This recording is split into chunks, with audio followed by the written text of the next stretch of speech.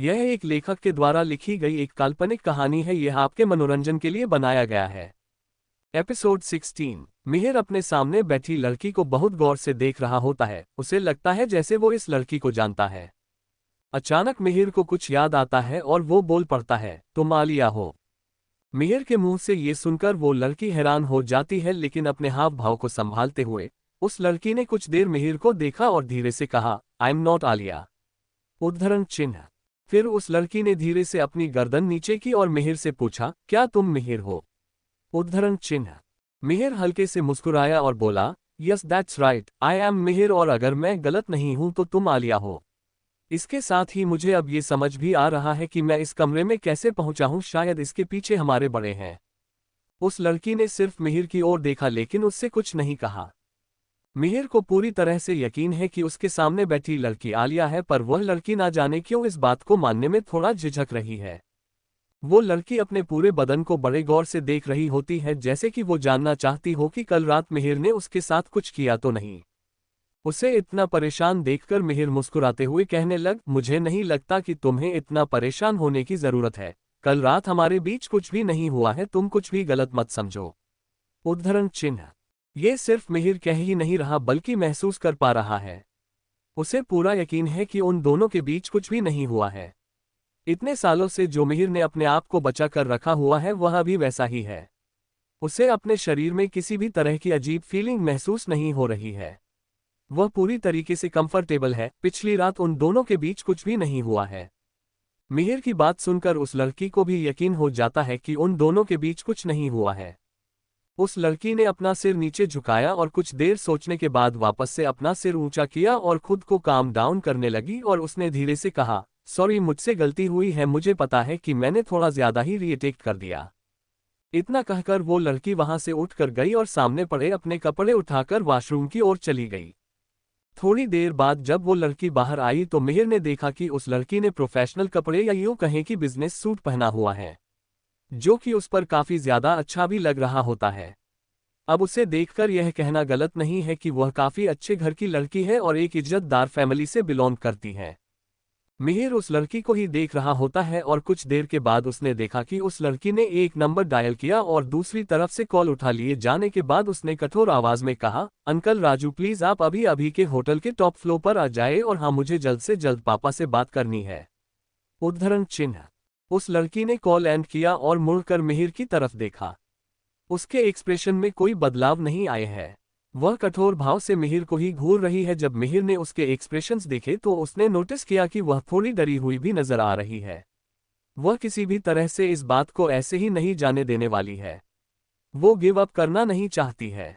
उसने मिहिर की आंखों में देखते हुए कहा, अगर तुम बिष्ट फैमिली से हो तो इस जगह से जल्द चले जाओ। मैं तुम्हें यहाँ एक मिनट भी बर्दाश्त नहीं कर सकती हूँ।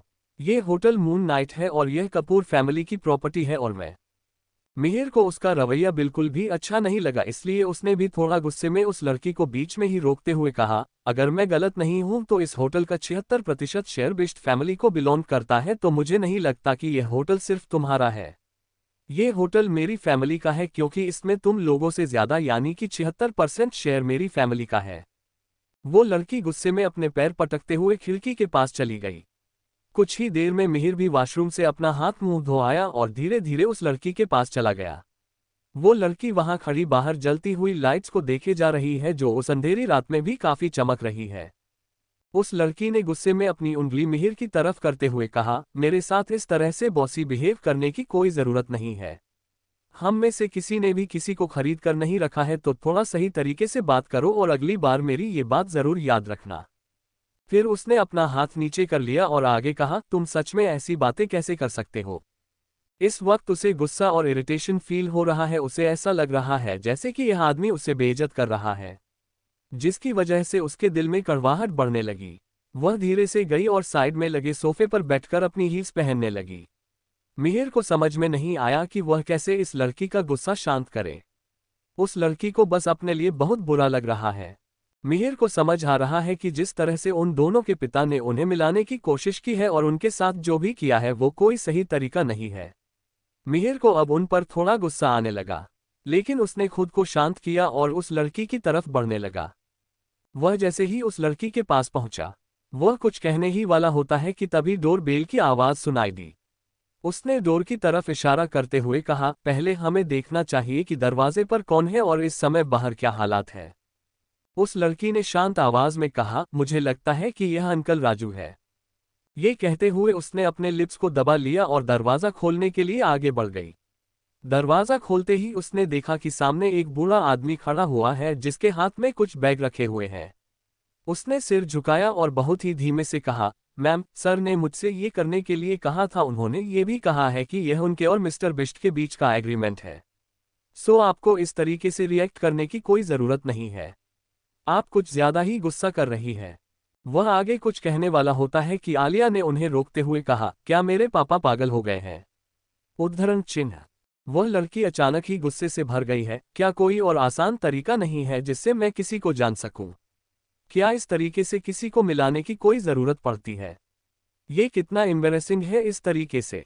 वो आलिया, मैम, सर ने कहा था कि राजू आगे बहुत कुछ कहना चाहता है, लेकिन जैसे ही उसने आलिया की शक्ल देखी तो उसने खुद से ही बड़बड़ाते हुए कहा, मुझे लगता है कि मैम अभी बहुत ज्यादा गुस्से में है और वह थोड़ी चिड़चिड़ी भी लग रही हैं और इस समय उन्हें कुछ कहना मतलब अपना पैर कुल्हाड़ी पर मारने के बराबर होगा।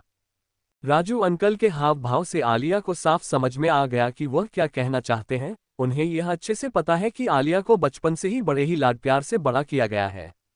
आलिया ने कहा, बस कीजिए, अगर उन्होंने इस तरह की हरकत फिर कभी की तो मैं ये भूल जाऊंगी कि मेरे और उनके बीच बाप और बेटी का कोई रिश्ता भी है। आप उन्हें जाकर यह साफ साफ कह दीजिएगा, इसके आगे मैं उनसे और कुछ भी नहीं कहना चाहती हूँ। इतना कहकर आलिया ने दरवाजा जोर से बंद किया और वहां से चली गई। उसके जाते ही अंकल राजू ने एक नज़र मिहिर की तरफ देखा और सिर झुकाकर वहां से आलिया के पीछे पीछे चला गया। वह पीछे से उसे पुकारने लगा, आलिया मैम, मेरी बात तो सुनिए, प्लीज रुकिए आलिया मैम। लेकिन आलिया को कोई फर्क नहीं पड़ा। अब उस कमरे में सिर्फ मिहिर बचा है और उसे भी यह समझ में नहीं आया कि वो इस वक्त क्या बोले। तभी उसका फोन बजने लगता है। जब उसने अपना फोन निकालकर देखा तो उसमें निखिल का कॉल आ रहा होता है। मिहिर ने कुछ भी नहीं सोचा और जल्दी से कॉल उठा ली। निखिल की आवाज बिल्कुल शांत है। उसने कहा, छोटे सरकार, क्या आपने अपना काम पूरा कर लिया है? क्या आप अभी भी मून नाइट होटल में हैं? मिहिर को उनकी आवाज काफी गंभीर लगी, फिर भी कहीं ना कहीं उनकी आवाज में एक राज छुपा हुआ महसूस होता है। इसलिए मिहिर ने कुछ सोचते हुए उनसे पूछा, निखिल, मुझे साफ साफ बताओ, क्या तुम्हें इस बारे में पहले से पता था? निखिल कुछ देर तक हिचकिचाया और हड़बड़ाते हुए बोला, जी छोटे सरकार, मुझे इस बारे में पहले ही पता था और जो वाइन की बोतल आपके लिए तैयार की गई थी उससे मैंने ही कराया था। मिहिर ये सुनते ही थोड़ा सा परेशान जरूर हो जाता है, लेकिन उसे यह समझ में आ गया है कि निखिल हमेशा से ही एक सीक्रेटिव इंसान रहा है। वो मिहिर के सामने जैसे दिखाई दे रहा है वो वैसा है नहीं, क्योंकि जैसे जैसे मिहिर उसके साथ वक्त बिता रहा है धीरे धीरे उसके राज बाहर आते जा रहे हैं। किसी दिन वह जरूर इसकी वजह से मुसीबत में पड़ सकता है। छोटे सरकार, आप सुन रहे हैं ना? मिहिर ये सुनते ही अपने ख्याल से बाहर आया और उसने कहा, हाँ हाँ, मैं सुन रहा हूँ, आप कहिए। निखिल ने आगे कहा, छोटे सरकार, इस काम को करने के लिए मुझे स्पेशली आपके पिता यानी कि बड़े सरकार ने ऑर्डर दिया था और मेरे पास उन्हें मना करने का कोई हक नहीं है, इसलिए मुझे ये काम करना पड़ा था। निखिल ने अपनी बात बिल्कुल तरीके से मिहिर के सामने रख दी है। अब मिहिर के पास निखिल से कुछ भी कहने के लिए नहीं बचता है, इसलिए उसने अपना सिर हिलाया और कहा, चलिए ठीक है, इससे कोई फर्क नहीं पड़ता कि क्या हुआ है। आप जल्दी से मूननाइट होटल आइए और मुझे जल्द से जल्द यहाँ से पिक करिए। ये सुनते ही निखिल ने जल्दी से कहा, जी छोटे सरकार, मैं अभी पहुंचता हूं। तारांकन तारांकन तारांकन तारांकन तारांकन तारांकन तारांकन तारांकन। इतना कहकर मिहिर उस कमरे से निकलकर होटल से बाहर जाने लगा। फिर मिहिर जैसे ही बाहर निकला तो उसकी मुलाकात फिर से उसी लड़की से हुई। इस बार उस लड़की ने प्रोफेशनल तरीके से अपना हाथ आगे बढ़ाया और मिहिर से कहा, hello, I am Alia Kapoor, the manager of the moon night hotel. इस बार उस लड़की ने अपनी सच्चाई नहीं छुपाई कि वो ही आलिया कपूर है। वो अब शर्मा नहीं रही है, उसका चेहरा थोड़ा पीला पड़ा हुआ है, लेकिन उसके चेहरे पर कोई भाव नहीं है। हालांकि उसके स्वभाव से यह स्पष्ट है कि उसे अच्छी तरह से पाल पोस कर बड़ा किया गया है और वो अच्छी फैमिली से बिलोंग करती है, और यहाँ तक कि उसके हाथ मिलाने के स्टाइल से भी ये साफ पता चल रहा है कि उसे काफी अच्छी तरीके से ट्रेन किया गया है। उस लड़की के संस्कार उसके हाव भाव से ही पता चल रहे हैं। जब मिहिर छोटा था तो वो थोड़ा रेबेलियस था। उसे अपनी जिद और पैसों की अकड़ में अपने अलावा कोई दिखाई नहीं देता था और ना ही वो किसी की कोई बात सुनता था। उसने अपने परिवार के स्टैंडर्ड को पूरी तरह से नेग्लेक्ट किया और हमेशा अपने चुने हुए रास्ते पर चला।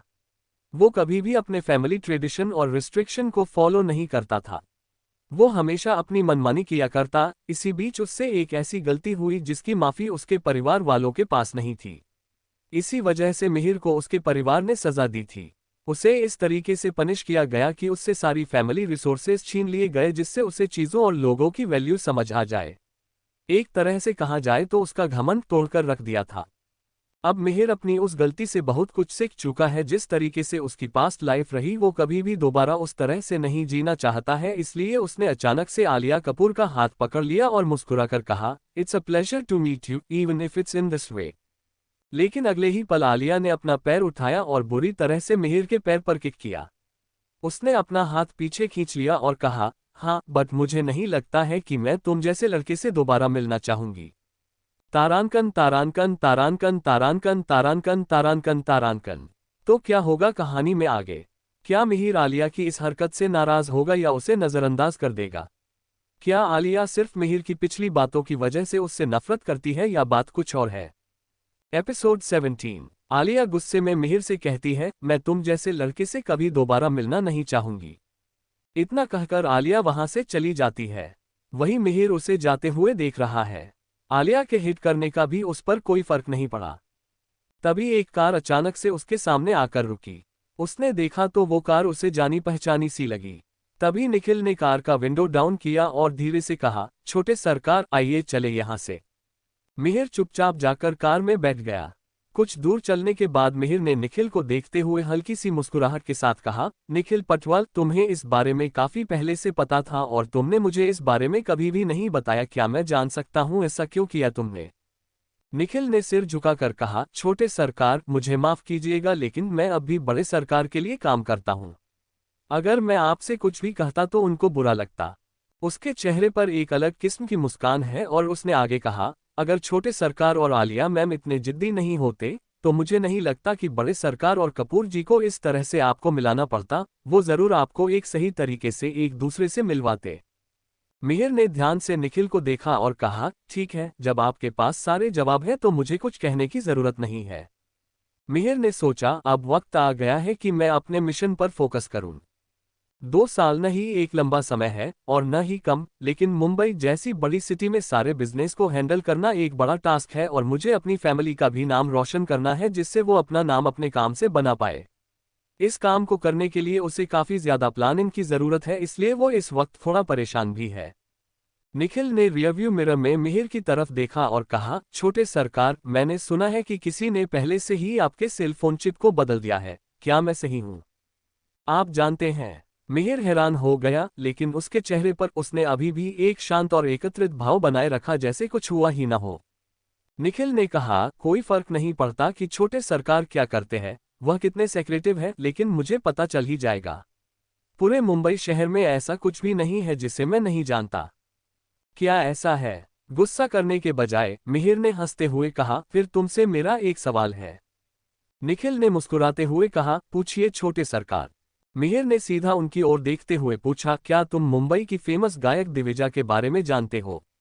मिहिर के मुंह से इस सवाल को सुनते ही अचानक निखिल ने कार को सड़क किनारे रोक दी। छोटे सरकार, मुझे लगता है कि आपको ये बहुत अच्छी तरह से पता है कि सवाल का जवाब हमेशा सही समय पर ही दिया जाता है और इस सवाल का ये सही समय नहीं है।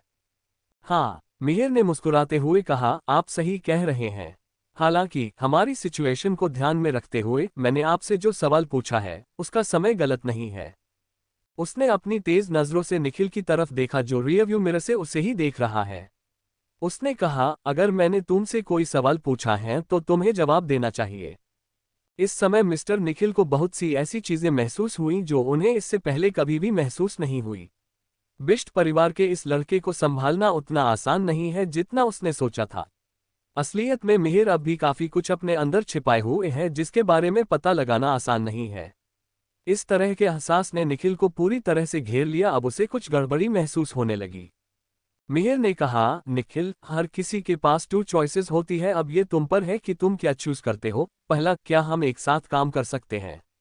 मुझे लगता है कि भविष्य में तुम्हारे पास एक से अधिक पटवाल ग्रुप होंगे। दूसरा, अगर तुम अब भी पहले की तरह रहो और हमेशा मेरे लिए लॉयल होने का नाटक करते रहो तब भी इससे कोई फर्क नहीं पड़ता। एक दिन मैं पटवाल ग्रुप को पूरी तरह से निगल जाऊंगा, चाहे तुम कितनी भी कोशिश कर लो, इसे कभी भी रोक नहीं पाओगे। निखिल ने मिहिर से इन सब बातों की कोई उम्मीद नहीं की थी। मिहिर निखिल की आंखों में गुस्सा साफ देख सकता है, जिसे उसने इग्नोर करके आगे कहा, अब तुम अपने लिए इन दोनों में से कुछ भी चुन सकते हो। मैं आपके फैसले में अपनी कोई दखलंदाजी नहीं करूंगा। छोटे सरकार, मुझे लगता है कि आपने कुछ गलत समझ लिया है। मैं हमेशा से ही आपके परिवार के प्रति बहुत वफादार रहा हूं। निखिल का चेहरा घबराहट के कारण पसीने से तरबतर हो गया। उसे पता है कि मिहिर ने उसके दुखती रग पर अपना हाथ रख लिया है। पिछले कुछ सालों में निखिल ने बहुत मेहनत कर बिष्ट फैमिली के बिजनेस को फैलाना जारी रखा और आज मुंबई में बिष्ट फैमिली का सारा बिजनेस निखिल ही हैंडल कर रहा है।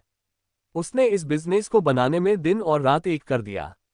और तभी उन्हें मिहिर के बारे में पता चला, तब उन्हें अचानक एहसास हुआ कि उनकी दशकों की कड़ी मेहनत सिर्फ बिष्ट फैमिली के यंगर जनरेशन की अमानत है, जो कि उनके आते ही उन्हें सौंप दी जाएगी। वह मिहिर को नीचे खींचने की छोटी छोटी चालें चल रहा था, जिससे मिहिर का ध्यान बिजनेस से हट जाए, जिसे मिहिर ने उसके सामने ला दिया। क्योंकि वो अब और निखिल के साथ डील नहीं करना चाहता है, वो एक ही बार में इस मसले को खत्म करना चाहता है। निखिल ने अपना रुमाल लिया और अपने माथे से पसीना पोंछ लिया। छोटे सरकार, मैं मानता हूं कि मैं पहले थोड़ा अनकंफर्टेबल महसूस कर रहा था। इससे पहले जब आप नहीं थे तो मैंने ही मुंबई के पूरे बिजनेस को संभाला और मुझे उम्मीद नहीं थी कि कोई अचानक से ही ऐसे आ जाएगा, लेकिन मैं गारंटी दे सकता हूं कि मैंने कभी भी बिष्ट फैमिली के साथ विश्वासघात नहीं किया। आप इसकी जांच भी कर सकते हैं। तुम इतने घबराए हुए क्यों हो? क्या तुम्हें ये नहीं पता कि वास्तव में तुम और मैं, हम दोनों केवल शतरंज के हिस्से हैं। हम दोनों जानते हैं कि इससे पहले कि मैं उत्तराधिकारी बनूं, मुझे बहुत सी ऐसी परिस्थितियों का सामना करना पड़ेगा। आगे चलकर मुझे अपने ही भाइयों और बहनों से भी लड़ना पड़ सकता है। मैं बस खुद को उन हालातों का सामने करने के लिए तैयार कर रहा हूं। मिहिर की बात सुनकर निखिल दंग रह गया। बेशक वह ये बात जानता है। वह ये भी जानता है कि बिष्ट परिवार ने एक से अधिक उत्तराधिकारियों को तैयार किया है। चाहे मिहिर हो या कोई और, उन सभी में फेरबदल किया जाएगा। अगर मिहिर नहीं भी होता तो उसके बदले जरूर कोई और होता। इन सब के लिए बाद में पछताने के बजाय क्यों न वो अब मिहिर के साथ मिलकर काम करे। कम से कम उसकी नज़र में मिहिर सबसे ज्यादा उम्मीद रखने वाला वारिस है। इस हिसाब से निखिल के पास मिहिर का साथ देने के अलावा कोई और ऑप्शन नहीं है। एक फीकी मुस्कान के साथ उन्होंने कहा, मैं अब सब कुछ अच्छे से समझ गया हूं, छोटे सरकार। अब से मैं आपकी बात सुनूंगा और आपके लिए कड़ी मेहनत करूंगा। उद्धरण चिन्ह। मुझे पता है आप पूरी तरह से सहमत नहीं है। खिड़की से सूरज की हल्की रोशनी कार के अंदर आ रही है। एक पल के लिए निखिल मिहिर को कुछ कहना चाहता था, फिर वो चुप हो गया। मिहिर ने आगे कहा, अगर आप मेरे साथ काम करते हैं तो आप अपने बिजनेस को भी आगे ले जा सकते हैं। जब तक आपके पास विश्वास है तब तक आप दुनिया में कुछ भी हासिल कर सकते हैं। उद्धरण चिन्ह। वह लंबे समय तक चुप रहा। इस समय आसमान में हल्की हल्की लालिमा छाई हुई है। जब निखिल अपने उलझनों से बाहर आया, उन्होंने एक लंबी सांस ली और कहा, मैं समझता हूं छोटे सरकार के आपके विचार मेरी तुलना में बहुत ज्यादा बड़े हैं। इतने वर्षों तक बिष्ट ग्रुप के लिए काम करते करते मेरी आंखों पर घमंड की पट्टी बंध गई थी, जिससे मैं इतनी जरूरी चीजों को देख न सका। छोटे सरकार, मुझे खुद पर ही शर्म आ रही है। आप प्लीज मुझे माफ कर दीजिए। मुझे आपके साथ ऐसे बिहेव नहीं करना चाहिए था। मैं जल्द से जल्द अपनी गलतियों को सुधार लूंगा और आपके साथ ईमानदारी से काम करूंगा। उद्धरण चिन्ह। मिहिर ने मुस्कुराने लगा। उसने आगे कहा, ठीक है, अब आप मुझे कॉलेज छोड़ दो। मुझे दोपहर में घर देखने भी जाना है। आप मुझे घर की लिस्ट बाद में भेज देना। जी छोटे सरकार। उद्धरण चिन्ह। पहले की तरह कार कॉलेज से कुछ ही दूरी पर रुकी। मिहिर अपने कमरे में लौटते हुए एक धुन गुनगुना रहा है, एक लड़की भीगी भागी सी, सोती रातों में जागी सी। उद्धरण चिन्ह। जैसे ही उसने कमरे में कदम रखा, कार्तिक ने खुश होकर पूछा, तुम काफी अच्छे मूड में हो। वैसे कल रात तुम कहाँ गए थे? कल रात मैं एक बहुत ही अच्छी जगह पर गया था। उद्धरण चिन्ह। मिहिर ने कहा और बिस्तर पर लेटते ही उसे आलिया कपूर का वो खूबसूरत चेहरा याद आ गया। क्या बात है, मेरी फैमिली ने मेरे लिए इस तरह की लड़की ढूंढी है। वाकई में अब ये सब काफी दिलचस्प होने वाला है। संध्या तुम्हें कल से ढूंढ रही है। तुमने उसे क्यों नहीं बताया कि तुम कहीं बाहर जा रहे हो? उद्धरण चिन्ह। अचल ने अचानक बिस्तर से अपना सिर बाहर निकालकर मिहिर से पूछा, क्या तुम्हें पता नहीं है कि संध्या तुम्हें पसंद करती है? तुम क्यों उससे दूर भाग रहे हो? रूपाली के दिए उस धोखे से अचल को गहरी चोट पहुंची है और उस दिन के बाद से अचल पूरी तरह से बदल चुका है। अब वो न तो पहले जैसा हंसता मुस्कुराता है और न ही ज्यादा बात करता है। उसने अपने आप को एक कमरे में बंद कर लिया है। ऐसा नहीं है कि मुझे उसकी फीलिंग्स के बारे में नहीं पता, बात बस इतनी सी है कि मैं उसे बहुत ज्यादा पसंद करता हूं, लेकिन मैं प्यार के लिए तैयार नहीं हूं। मैं किसी के साथ रिलेशनशिप में नहीं आना चाहता। उद्धरण चिन्ह। अचल ने हैरान होते हुए कहा, ये क्या बकवास कर रहा है तू? मिहिर ने आह भरी और आगे कहा, रहने दो तुम, अगर मैं तुम्हें समझाने की कोशिश भी करूं तब भी तुम इसे समझ नहीं पाओगे। उद्धरण चिन्ह। संध्या जल्द ही विदेश जा रही है, वही मिहिर को अपने बिस्ट फैमिली का ट्रायल पूरा करना है। वे दोनों अब पूरी तरह से अलग अलग रास्ते पर चलने वाले हैं और इस मामले में मिहिर ने ये बात मान ली है कि वो अभी किसी भी रिलेशनशिप के लिए रेडी नहीं है और न ही वो संध्या को झूठी उम्मीद देना चाहता है। अचल के लिए इन बातों को समझना आसान नहीं है। वह हमेशा अपने प्यार में डूबा हुआ था और कभी भी बाहरी दुनिया को देखने में सक्षम नहीं था। उसके लिए उसकी पूरी दुनिया सिर्फ और सिर्फ रूपाली थी। हाँ, जब तुम्हारे पास कहने को कुछ नहीं है तब तुम ये कह दो कि मैं नहीं समझूंगा। अचल ने खुद को वापस से कंबल में ढक लिया। मिहिर फिर से बिस्तर पर लेटा हुआ अपने ही ख्यालों में गुम हो जाता है। उसके फोन में जब नोटिफिकेशन फ्लैश हुआ तब जाकर उसका ध्यान टूटा। उसे निखिल का मैसेज आया। उसने मैसेज में पूरे मुंबई शहर की सबसे शानदार बिल्डिंग की डिटेल्स भेजी। निखिल ने सब कुछ बहुत अच्छे से अरेंज किया हुआ है। मिहिर ने सारी तस्वीरों को बारी बारी से देखा और आखिर में उसे एक घर पसंद आया, जिसके बाद मिहिर ने उसमें लिखे आखिर के वर्ड्स पढ़े जिसमें साफ शब्दों में लिखा हुआ था, सिल्वर मून गार्डन हाउस। यह एरिया समुद्र तट के साथ है। उस घर के पीछे एक पार्क है, जिससे ये साफ है कि वहां फ्रेशनेस का एहसास होगा। इन दोनों के मेल ने उस घर को और भी खूबसूरत बना दिया, जो मिहिर को सबसे ज्यादा पसंद आया। बेशक सिल्वर मून की कीमत सस्ती नहीं है। इसकी कीमत कम से कम 400 करोड़ होगी। शाम को मिहिर सीधे कॉलेज से सिल्वर मून स्थित सेल्स ऑफिस पहुंच गया। अंदर आते ही उसे सामने एक लड़की नजर आई जो कि रियल एस्टेट एजेंट है, जिसने प्रोफेशनल कपड़े पहन रखे हैं। उसने मिहिर को देखते ही मुस्कुराते हुए कहा, hello sir, is there anything I can help you with? उसकी मुस्कुराहट रिफ्रेशिंग है, लेकिन उसकी आंखों में मिहिर को देखकर जो भाव आए मिहिर ने तुरंत ही नोटिस कर लिया। हालांकि मिहिर को इससे ज्यादा फर्क नहीं पड़ा। उसने शांति से कहा, आपके यहाँ कौन सा घर सबसे सुंदर है? I want to take a look. क्या ये जगह बहुत महंगी है? आप खुद जाकर वो प्रॉपर्टीज देख सकते हैं। उद्धरण चिन्ह। सेल्स गर्ल ने जल्दी से अपनी नजर दूसरे कस्टमर पर टिका ली। आलिया मैम, आप यहाँ हैं। उद्धरण चिन्ह। रियल एस्टेट एजेंट ने मिहिर के पीछे देखते हुए कहा, जिसे सुनकर मिहिर पीछे मुड़ा और उसे फिर से देखकर 1 मिनट के लिए चौंक गया। एपिसोड 18। मिहिर ने जैसे ही आलिया का नाम सुना, उसने हैरान होकर पीछे की ओर देखा। सामने से आती हुई आलिया भी मिहिर को ही देख रही होती है। उसे एक सेकंड में जैसे ही दोनों की नजरें मिली, दोनों ने एक दूसरे को बनावटी मुस्कान दी। मुझे उम्मीद नहीं थी कि वो तुम हो जिसने सिल्वर मून को डिजाइन किया है। मुझे बहुत खुशी है, तुमने इतनी अच्छी जगह चुनी अपने इस प्रोजेक्ट के लिए, ये काबिले तारीफ है। आपकी आंखें सच में अच्छी चीजें को परखना जानती है। मिहिर आलिया की तारीफ कर रहा है। आपको मुझे ये बताने की जरूरत नहीं है कि मेरी आंखें कितनी अच्छी हैं। आलिया कपूर ने आगे कहा, इसके साथ ही हम इस जगह का कोई भी घर तुम जैसे लोगों को नहीं बेच सकते, तो तुम यहां से जा सकते हो। ओह, तो मैं किस तरह के लोगों में से हूं? उद्धरण चिन्ह। ये कहते कहते मिहिर आलिया के करीब गया और धीरे से उसके कान में बोला, अगर तुमने मुझे यहाँ घर खरीदने नहीं दिया तो मैं ये सबको बता दूंगा कि तुम मेरी मंगेतर हो। इसके बाद आगे क्या होगा ये मुझे तुम्हें बताने की जरूरत ही नहीं है, और हमारे परिवार वालों का रिएक्शन कैसा होगा ये तो तुम्हें पता ही है ना? वहीं सामने खड़ी सेल्स गर्ल हैरान होकर मिहिर और आलिया को देख रही है। आलिया कपूर, जो कि कभी भी किसी लड़के के साथ देखी नहीं जाती, वो आज इस अजनबी लड़के के इतने करीब कैसे है? पहले जब भी कोई लड़का उसके करीब जाने की कोशिश करता तो वो उसे बहुत बुरे तरीके से ट्रीट करती, लेकिन ऐसा पहली बार हुआ है जब वो चुपचाप उस लड़के की बातें सुन रही है। वही आलिया ने जब मिहिर की बातें सुनी तो उसका गुस्सा 7वें आसमान पर पहुंच गया, लेकिन उसने जैसे तैसे अपने गुस्से को संभाला। उसने एक लंबी सांस ली और मिहिर से कहा, रियली, क्या तुम में ऐसा करने की हिम्मत है? तुम्हें क्या लगता है कि मैं तुम्हारे डराने से डर जाऊंगी और जो कुछ भी तुम कहोगे वो करूंगी? आलिया ने एक बनावटी मुस्कान के साथ उसकी तरफ देखा और मन में कहा, सच में ये कितना बदतमीज है। और फिर अपना सिर घुमाकर अपनी असिस्टेंट की तरफ देखकर कहा, इसे गॉर्डन हाउस दे दो। फिर आलिया कपूर पीछे मुड़ी और सबको नजरअंदाज कर वहां से चली गई।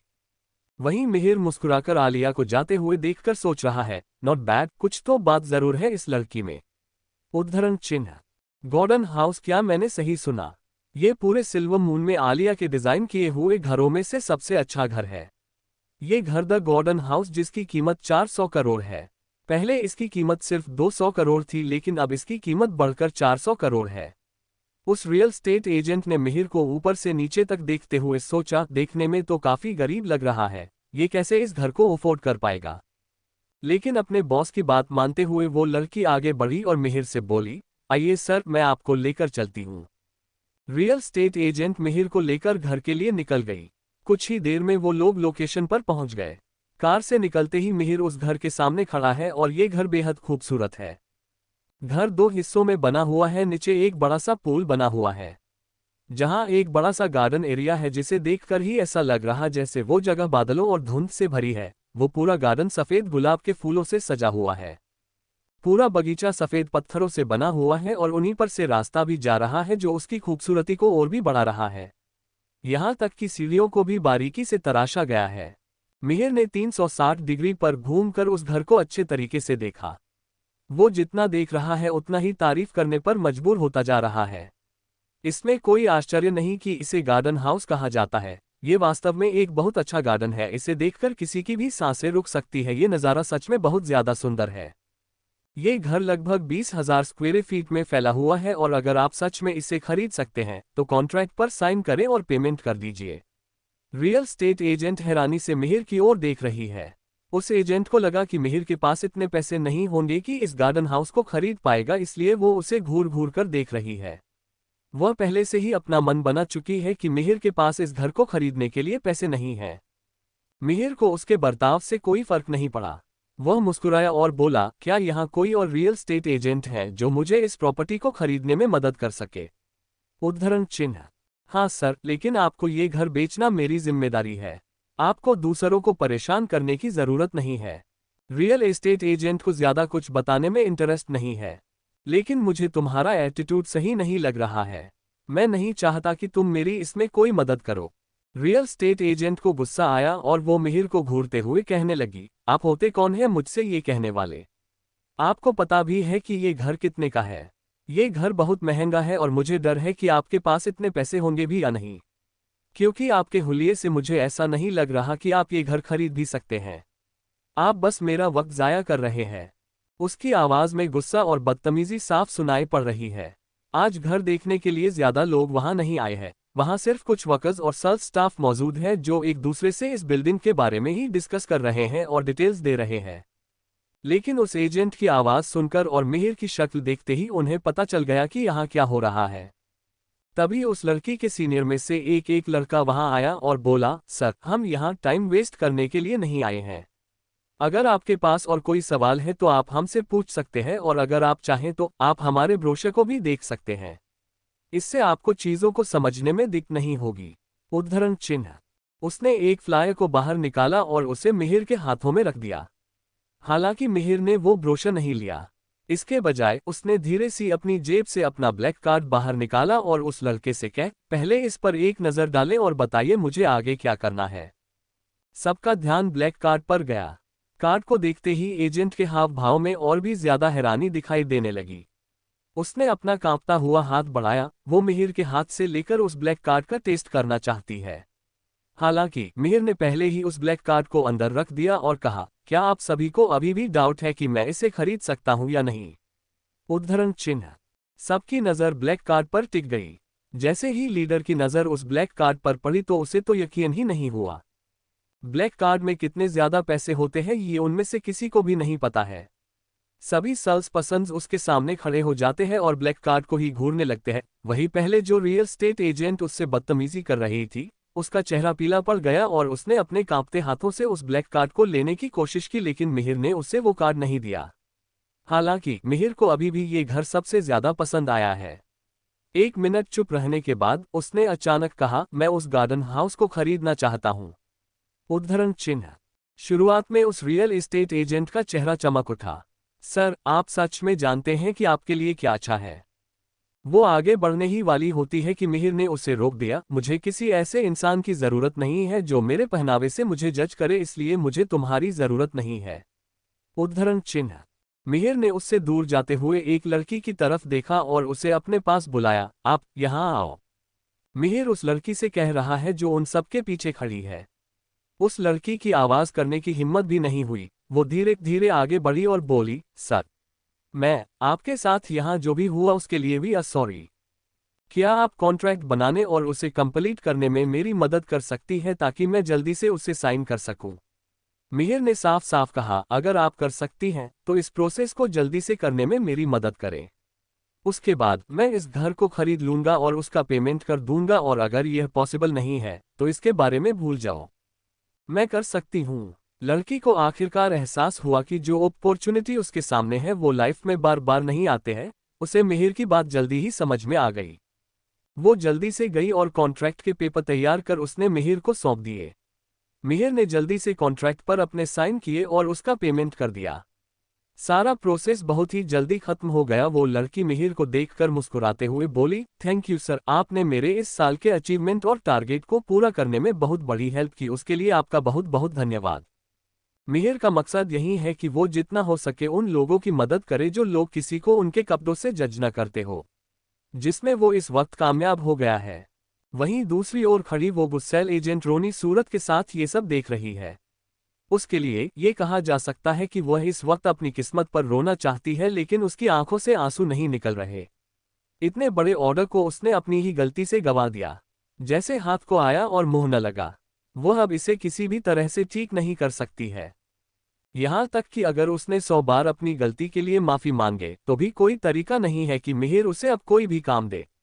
कहते हैं न, first impression is the last impression. Mihir सीधे लिफ्ट की तरफ चला गया। उसे अभी भी आलिया से कुछ बात करनी है। कुछ ही देर में वो आलिया के ऑफिस के सामने पहुंच गया। लिफ्ट का दरवाजा खुलते ही वो केबिन में चला गया। केबिन के अंदर उसने अपने सामने आलिया को चेयर पर बैठे हुए देखा, जो कि फोन पर बात रही है। उसके चेहरे पर बहुत ही प्यारी सी मुस्कान है। उसे देखकर मिहिर ये यकीन से कह सकता है कि कुछ तो गड़बड़ जरूर है। आलिया के तरीके से ये साफ है कि सामने बात करने वाला इंसान आलिया के लिए बहुत बहुत खास है। तभी आलिया ने सिर ऊपर किया और जैसे ही उसने मिहिर को देखा, उसने जल्दी से फोन पर कुछ कहा और फोन रख दिया। एक सेकंड में ही उसके चेहरे की स्माइल पूरी तरह से गायब हो गई। इस वक्त उसके चेहरे पर कोई भी भाव नहीं है। उसने मिहिर को घूरते हुए कहा, आप यहाँ क्या कर रहे हैं? उद्धरण चिन्ह। मिहिर ने टेबल पर कॉन्ट्रैक्ट की कॉपी रखी और कहा, मैंने गार्डन हाउस को खरीद लिया है और हाँ, तुम कभी भी मुझसे मिलने यहाँ आ सकती हो। उद्धरण चिन्ह। ये कहकर मिहिर मुस्कुराने लगा। ठीक है। आलिया कपूर के चेहरे पर चिढ़ नजर आने लगी और उसने कहा, अगर आपका कहना हो गया हो तो आप अब जा सकते हैं। मुझे अभी भी बहुत सारा काम करना है। प्लीज अब मुझे और डिस्टर्ब न करे। आलिया कपूर ने सीधे ही अपनी बात मिहिर से कह दी, लेकिन मिहिर को कोई फर्क नहीं पड़ा। उसने पहले ही आलिया के चेहरे को पढ़ लिया था। वो चुपचाप वहां से जाने लगा, लेकिन फिर चलते चलते वो अचानक रुका और उसने अपना सिर घुमाया और पूछा, अगर मैं गलत नहीं हूं तो तुमने ही इस घर को डिजाइन किया है ना? क्या? आलिया कपूर एक पल के लिए दंग रह गईं। उसने तुरंत पूछा, तुम्हें कैसे पता चला? तुम बचपन से डिजाइनिंग में काफी अच्छी हो।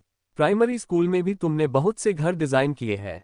बहुत समय पहले जब मैं कपूर हाउस गया हुआ था तब मैंने वहां स्टडी में तुम्हारे बहुत से बिल्डिंग ब्लॉकों के डिजाइन्स को देखा था, इसलिए मुझे वो बहुत अच्छे से याद है और इस घर में भी उसी डिजाइन का प्रोटोटाइप है।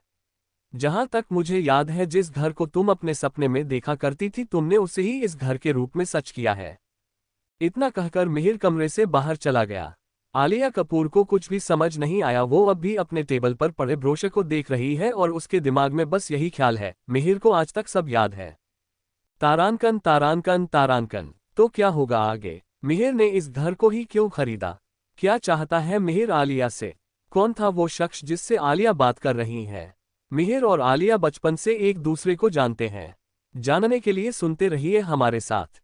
एपिसोड 19। आलिया मिहिर को जाते हुए देखती रह जाती है और उसके चेहरे पर बहुत से अनकहे सवाल दिखाई दे रहे होते हैं। आलिया, मैम क्या आप ठीक हैं? उसके बगल में खड़ी सेक्रेटरी ने धीरे से कहा, मैम मैं कब से आपको आवाज दे रही हूं लेकिन आप कहीं खोई हुई सी लग रही है। आपकी तबीयत तो ठीक है ना?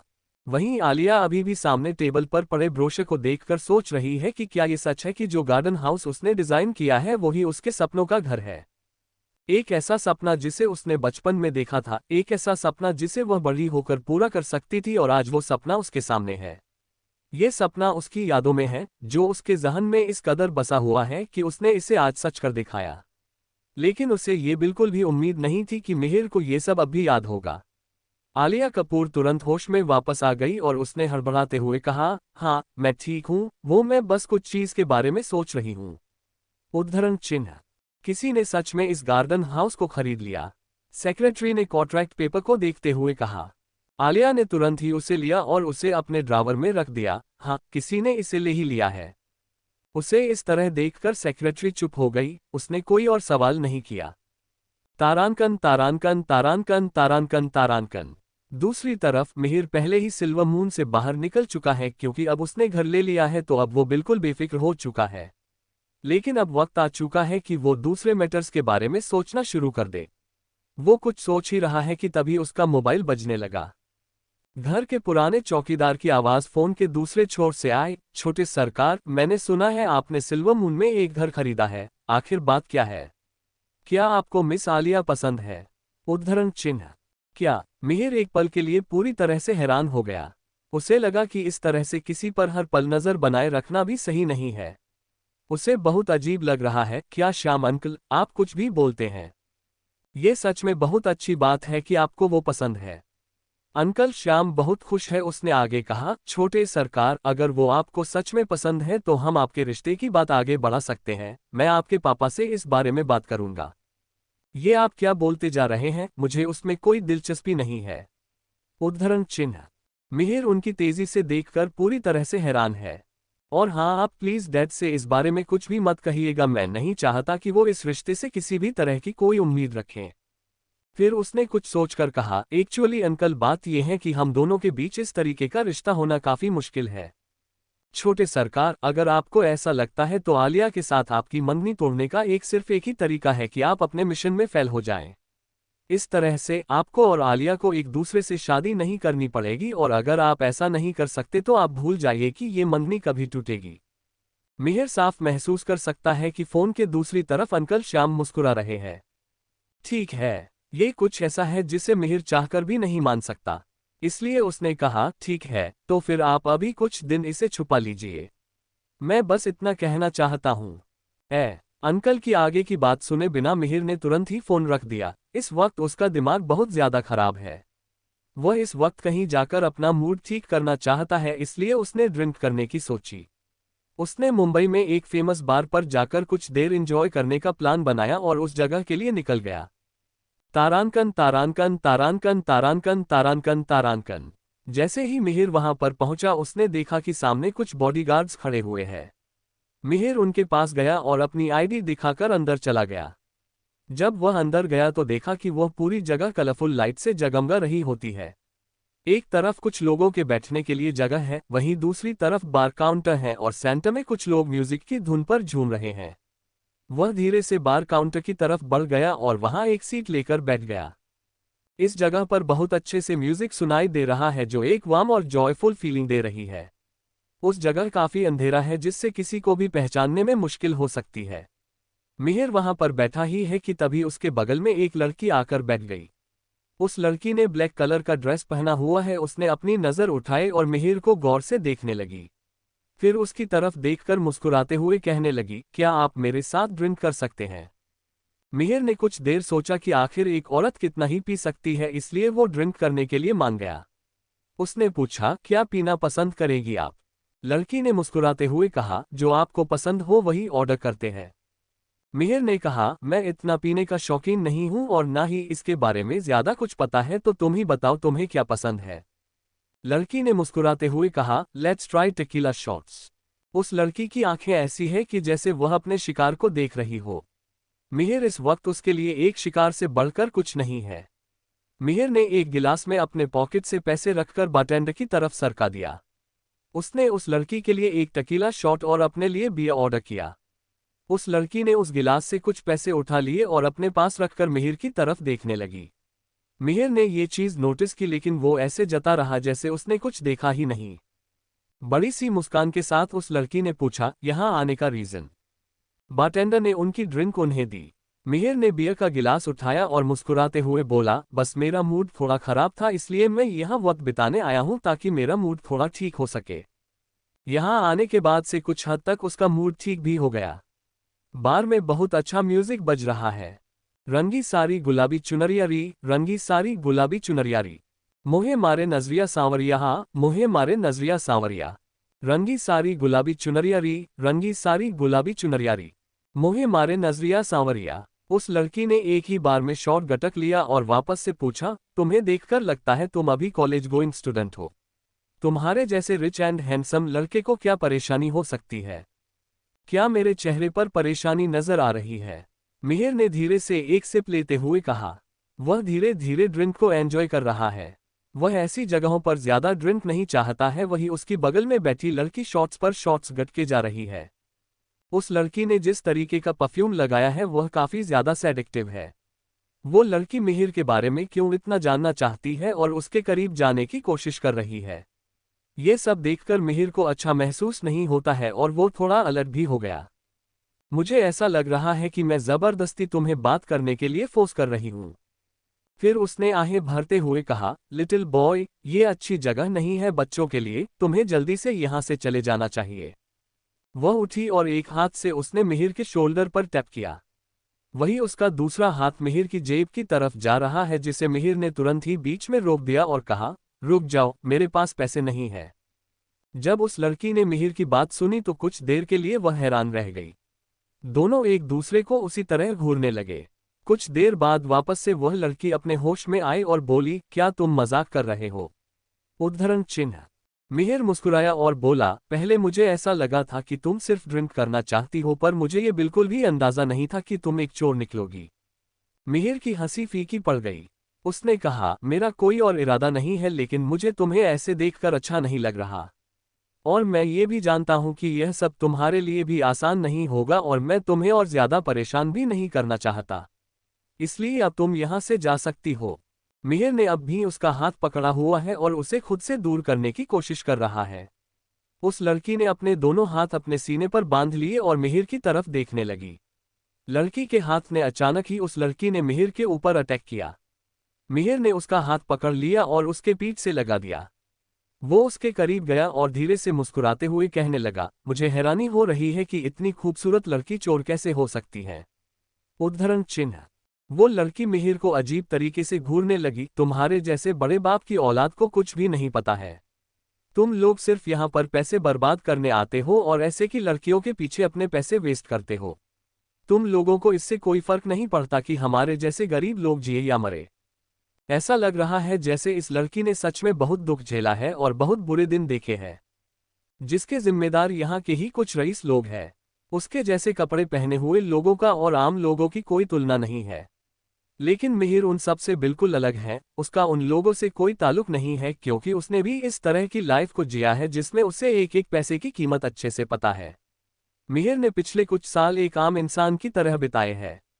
उसके सामने खड़ी लड़की उससे उम्र में थोड़ी बड़ी है, लेकिन मिहिर उसकी बात अच्छे से समझ सकता है कि इस वक्त उसे क्या फील हो रहा होगा। उसी वक्त बार में म्यूजिक चेंज हो गया। मिहिर ने अपना सिर उठाया और उसने उस लड़की को छोड़ दिया। वो लड़की तुरंत ही सामने की ओर भाग गई। मिहिर ने जल्दी से उसका पीछा करने से पहले एक पल के लिए अपने आसपास के लोगों को देखा। वो लोग पूरी तरह से इस हालात से अनजान हैं। मिहिर उस लड़की की ओर बढ़ा। उससे पता है इस तरह के लोगों के पास आमतौर पर एक ग्रुप होता है जिसके लिए वो काम करते हैं। लड़की जाकर एक अंधेरी गली में अचानक ही रुक गई। मिहिर उससे कुछ ही दूरी पर खड़ा हो गया। मिहिर को कोई जल्दी नहीं है, वो बस देखना चाहता है कि माजरा क्या है। तभी अंधेरे से एक काला साया बाहर आया। वो साया किसी एक लड़के का है जिसने जल्दी से उस लड़की को अंधेरे में एक ओर खींच लिया। ये देखते ही मिहिर उनके थोड़ा और नजदीक गया और उस आदमी को कहते हुए सुना, पैसा कहाँ है? उद्धरण चिन्ह। उस आदमी ने लड़की को कसकर पकड़ा रखा है।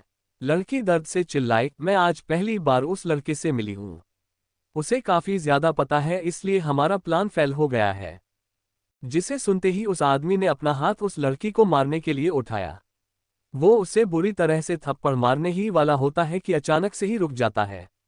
उसने लड़की के चेहरे को कसकर पके हुए कहा, नहीं नहीं, अगर मैंने तुम्हारे इस खूबसूरत चेहरे को कुछ भी किया तो तुम उन रईस लड़कों को कैसे फंसाओगी? और तुमने ऐसा नहीं किया तो पैसे कैसे कमाओगी? और अगर तुम पैसे नहीं कमाओगी तो मेरा खर्चा कैसे चलेगा? इतना कहकर उस लड़के ने झटके से लड़की को छोड़ दिया। लड़की को अपने गालों पर तेज दर्द महसूस हुआ, लेकिन उसने अपने ही लबों को दबाकर अपने दर्द को कंट्रोल किया और कहा, मैंने तुम्हारा कर्ज पहले ही चुका दिया है। मैं तुम्हें अब एक भी पैसा क्यों दूं? मुझे इस तरीके से दूसरों की चीजें लेना पसंद नहीं है और ना ही मुझे अब चोरी करनी है मुझसे, और शराब नहीं पी जाती है और ना ही झूठ बोला जाता है, इसलिए तुम प्लीज मुझे परेशान करना बंद कर दो। उन लोगों से थोड़ी दूरी पर खड़े होने पर भी मिहिर उस लड़की को कांपते हुए महसूस कर पा रहा होता है। वो लड़की इस वक्त काफी डरी हुई है, लेकिन जब उसने वो शब्द कहे तो उसकी इज्जत और दर्द दोनों उसकी आवाज में झलक रहे हैं। उस लड़की की बात सुनकर वो लड़का गुस्से में तमतमाने लगा। क्या मैंने तुम्हें इसी दिन के लिए इतनी ट्रेनिंग दी है कि तुम मुझसे इस तरह की बहस करो? वो तुम थी जो मेरे पास आई थी, मैंने इतना वक्त तुम्हारे पीछे बर्बाद किया है, उसका क्या? तुम्हें वही करना होगा जो मैं कहूंगा, समझी तुम? वो आदमी जोर से चिल्लाया। एपिसोड 20। मिहिर ना जाने क्यों उस लड़की की सच्चाई जानने के लिए उसके पीछे पीछे चल पड़ता है। वहीं कुछ दूर जाकर एक अंधेरे भरी गली में पहुंचकर एक लड़का उसको डराने धमकाने लगता है, तुम्हारे ऊपर मैंने अपना बहुत वक्त जाया किया है, तुम्हें वही करना होगा जो मैं कहूंगा। मिहिर ने उस लड़की की तरफ देखा। मुंबई की भाग दौड़ भरी दुनिया में वो लड़की किसी पंख कटे पक्षी की तरह नजर आ रही है, जिसके जीने या मरने से किसी को कोई फर्क नहीं पड़ता है। और वही कुछ लोग उस जैसी लड़की को डरा धमका कर उसकी मजबूरी का फायदा उठाकर अपना काम निकलवाते हैं। मिहिर से अब ये सब देखा नहीं जाता और वो अंधेरे से बाहर आकर सीधा उस आदमी के सामने खड़ा हो जाता है। अचानक अपने सामने एक लड़के को देखकर वो आदमी भी हैरान रह जाता है। मिहिर ने उस आदमी को घूरते हुए बिना किसी हाव भाव के कहा, उस लड़की को छोड़ दो। ऐसा लग रहा है जैसे वो नॉर्मल बात कर रहे हो, जिसे सुनकर उस आदमी ने मिहिर की तरफ घूर कर देखा। उसने मिहिर को धमकाते हुए कहा, कौन है बे तू? ये तुम्हारा मसला नहीं है तो तुम इससे दूर रहो। उद्धरण चिन्ह। वह वापस से उस लड़की को घूरते हुए कहने लगा, कोई हैरानी वाली बात नहीं है कि तुम अब मेरे लिए काम नहीं करना चाहती। तुम्हारा बॉयफ्रेंड जो बन गया है। और फिर अचानक से जोर जोर से हंसने लगा। उसकी हंसी इतनी डरावनी लग रही है कि उस लड़की के पूरे शरीर पर रोंगटे खड़े हो गए। लड़की ने अपना सिर हिलाते हुए सफाई दी, नहीं, ऐसा नहीं है, मैं उसे नहीं जानती, प्लीज मेरा यकीन करो। मैं उसे सच में नहीं जानती। वो मुझे नहीं जानती, मिहिर ने सफाई देते हुए उस आदमी से कहा। वह धीरे धीरे उस आदमी की तरफ गया और आगे बोला, मैं सिर्फ यहां से गुजर रहा था और मैंने इस लड़की की आवाज सुनी। वो आदमी मिहिर को ऐसे घूरने लगा जैसे वह मिहिर को जिंदा निगलना चाहता हो, और अचानक वो आदमी मिहिर की तरफ बढ़ने लगा। उसके पास पहुंचते ही उस आदमी ने मिहिर को एक मुक्का मारने के लिए हाथ उठाया। हालांकि मिहिर ने उसके हाथ को बीच में ही रोक दिया। उस आदमी को इसकी बिल्कुल उम्मीद नहीं थी कि मिहिर इतना ताकतवर कैसे हो सकता है। मिहिर ने अपने सिर को थोड़ा झुकाया हुआ है।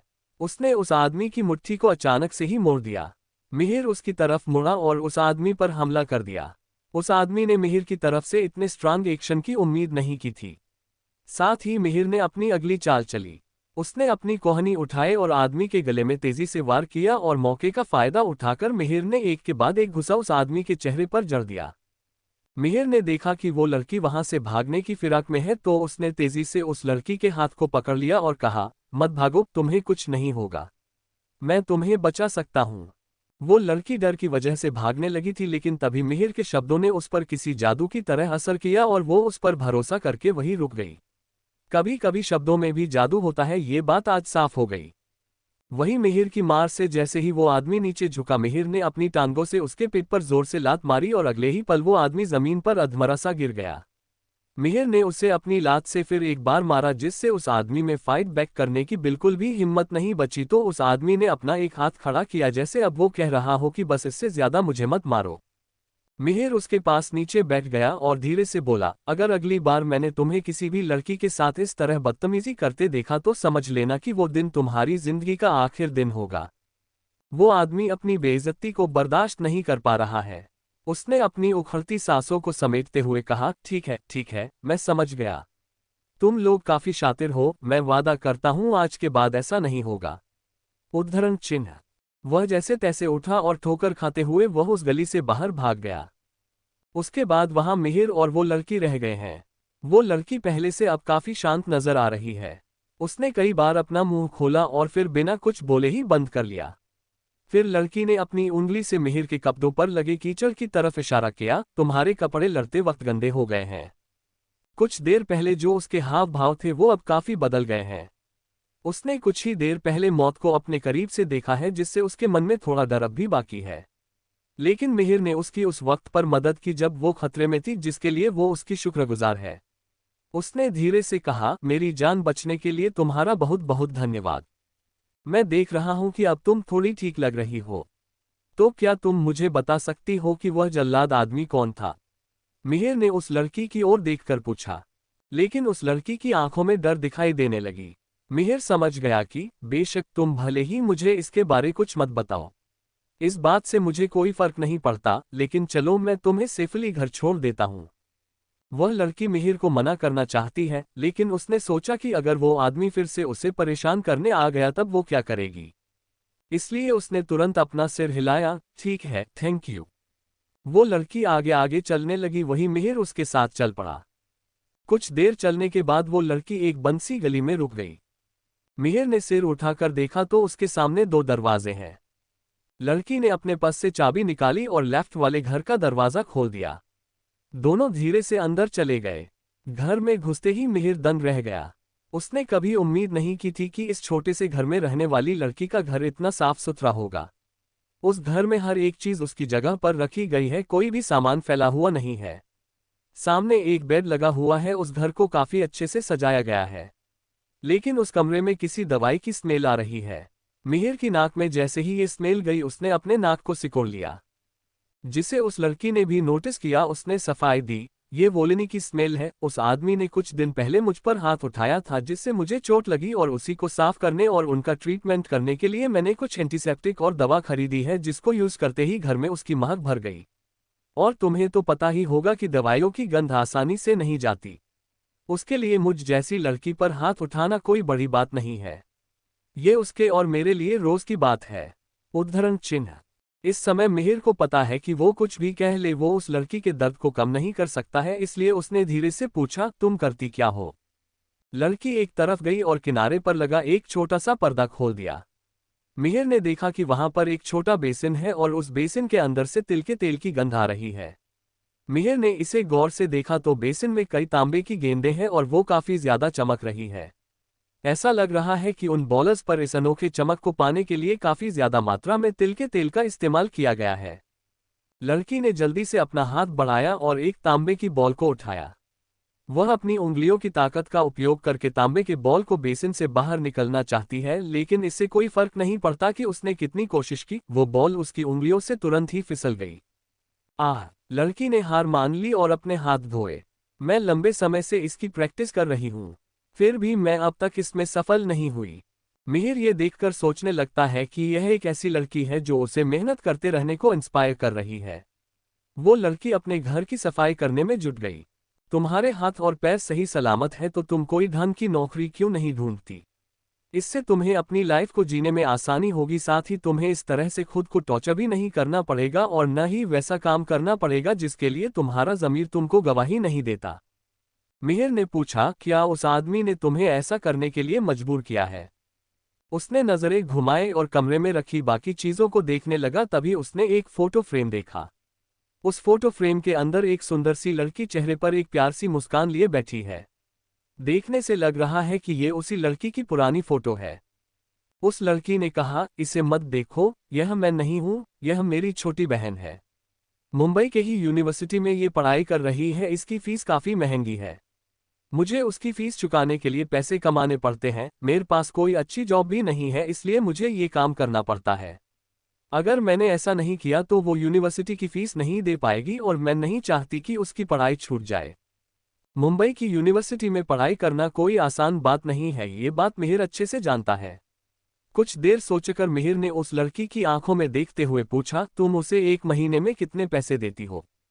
10,000 से ज्यादा, और उसकी फीस अलग से। उस लड़की ने कहा, मेरी बहन एक आर्टिस्ट है। मुझे समझ नहीं आता कि तुम उसे इतने पैसे किस बात के दे रही हो। अगर तुम मुझसे पूछो कि महीने का खर्चा चलाने के लिए कितने पैसे चाहिए होते हैं तो मैं तुम्हें बता सकता हूँ। क्या वो मुंबई यूनिवर्सिटी में पढ़ाई कर रही? क्या मैं सही हूँ? मिहिर के दिल में असहज महसूस हो रहा है। आर्ट्स एकेडमी में लड़कियां बहुत पैसा खर्च करती है, लेकिन वहां ऐसे भी लोग हैं जिनकी फैमिली कंडीशन अच्छी नहीं है, लेकिन फिर भी वो लोग आसानी से कम पैसे में भी अपना खर्चा चला सकते हैं। ओह प्लीज, मुझे पता है कि तुम्हारा क्या मतलब है। तुम्हें लगता है कि मैं उसकी वजह से ये लाइफ जी रही हूँ और आगे चलकर मैं उसे इसके लिए ब्लेम करूंगी तो तुम पूरी तरह से गलत हो। उस लड़की की आवाज अचानक कर्कश हो गई और उसने फीकी हंसी हंसते हुए कहा, एक्चुअली में मुझे ये भी पता है कि उसके खर्चे इतने ज्यादा नहीं है, लेकिन मैं पहले से ही इस कीचड़ में फंसी हुई तो मुझे बस यही उम्मीद है कि वो मुझसे थोड़ी बेहतर लाइफ जिए। वो इतनी बुरी नहीं है, तुम उसके लिए ऐसा मत सोचो। एक पल के लिए मिहिर को समझ नहीं आया कि वो उस लड़की से क्या कहे। उसे दिल ही दिल में इस लड़की के लिए बुरा लग रहा है। उसने उस लड़की के पीले पड़े चेहरे को देखा और धीरे से पूछा, तुम्हारी बहन का नाम क्या है? क्या तुम उसी यूनिवर्सिटी से हो जहां मेरी बहन पढ़ती है? उस लड़की के चेहरे पर थोड़े डर के भाव हैं, वो मिहिर की आंखों में देखने से बच रही है। उसने लगभग गिड़गिड़ाते हुए कहा, मैं तुमसे भीख मांगती हूँ, प्लीज उससे दूर रहना। वह एक नॉर्मल लड़की है, उसे मेरी दुनिया के बारे में कुछ भी नहीं पता। तुम गलत समझ रही हो। मिहिर की आवाज बिल्कुल शांत है। मैं सिर्फ ये जानना चाहता हूँ कि क्यों वो पूरी तरह से आप पर निर्भर है। क्या उसे बिल्कुल भी बुरा नहीं लगता कि उसकी जरूरतों को पूरा करने के लिए आपको क्या क्या सहना पड़ता है?